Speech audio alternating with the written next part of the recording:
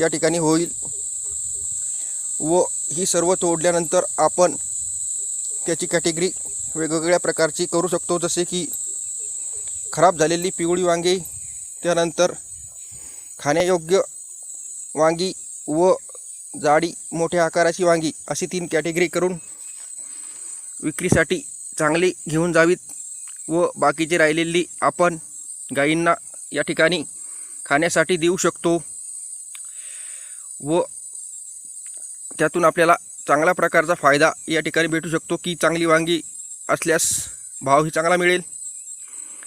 त्याचबरोबर जी जाडी आणि खराब वांगी आहेत ती खाल्ल्यामुळे गाईचं या ठिकाणी पोट भरण्यास मदत या ठिकाणी होत असते। यावर्षी अवकाळी पावसामुळे वांग्यावर अनेक प्रकारचे रोगराई कीड प्रादुर्भाव झालेला या ठिकाणी दिसून येतो।